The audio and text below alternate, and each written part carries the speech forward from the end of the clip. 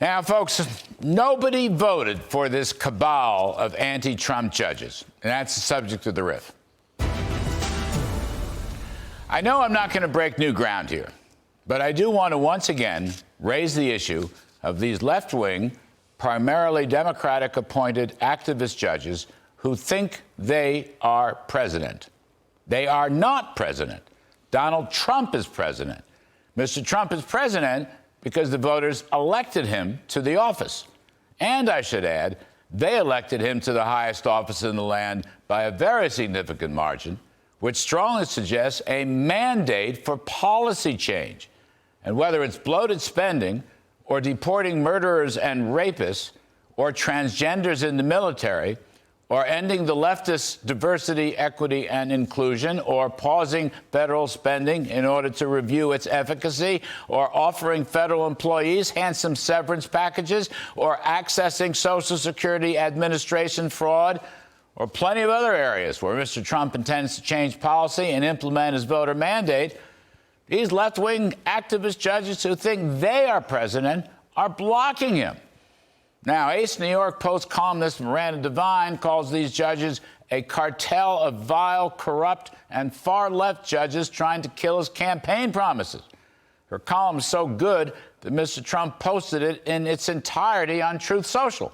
And the Federalist correspondent, Brianna Lyman, calls this cabal of activist judges a judicial coup that threatens to kneecap Trump's America First agenda. They'll both be here in just a second. Something else that's not brand new news is President Trump's own posting on Truth Social concerning this judicial crisis. And let me quote abundantly from his very important post. Here it comes.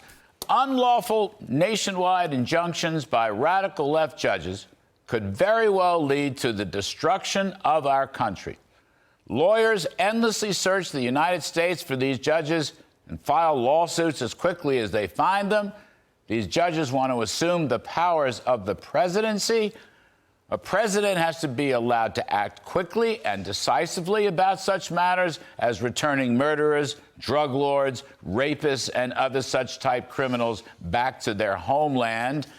Stop nationwide injunctions now before it is too late.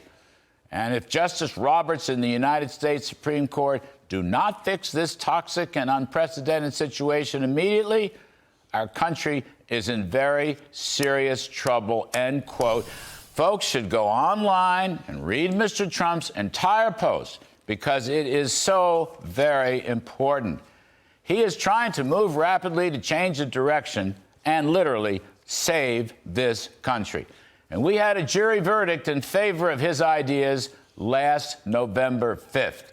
And these lefty judges are tampering with the jury system, interfering with that election, and undermining the heart of American democracy with their anti-Trump obstruction.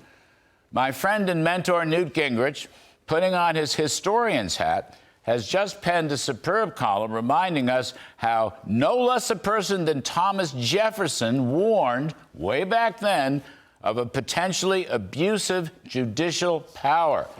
And Newt maintains that the Federalist Papers make clear that the judicial branch was expected to be the weakest of the three branches of government.